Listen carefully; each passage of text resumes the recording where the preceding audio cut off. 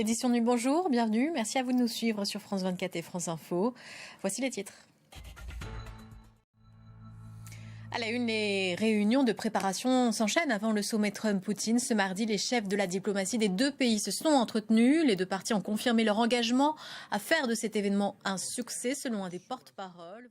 En attendant, Donald Trump a déjà montré quelques signes d'agacement face au président ukrainien, Étienne Vapono. Sur le terrain, la Russie a réalisé une percée importante sur la ligne de front du Donbass, 10 km en direction notamment de Pokrovsk. C'est ce qu'avance le site ukrainien Deep State. Les autorités ukrainiennes minimisent alors que Moscou ne fait aucun commentaire. Les explications de notre correspondante à Kiev, Emmanuel Chasse.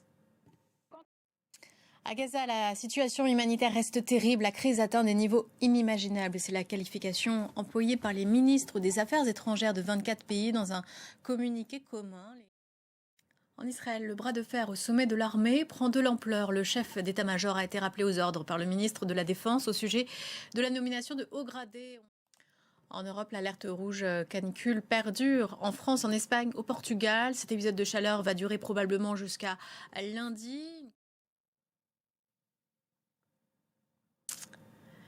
Au sujet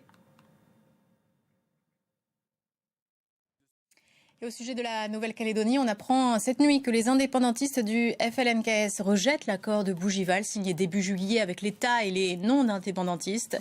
Texte qui prévoit notamment la création d'un État de Nouvelle-Calédonie, une nationalité calédonienne, ainsi que la possibilité de transférer certaines compétences régaliennes, mais pas de référendum sur l'indépendance, la demande justement du FLNKS. Et une idée de voyage pour terminer ce journal en Nouvelle-Aquitaine. Le Cap Ferré est bien connu pour ses belles villas et sa pinède, mais il y a aussi un phare classé monument historique.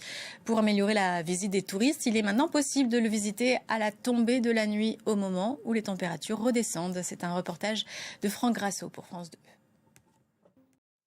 Et c'est la fin de ce journal. Merci à vous de l'avoir suivi. Restez sur notre antenne. L'information continue. Prochain point d'actualité dans une quinzaine de minutes.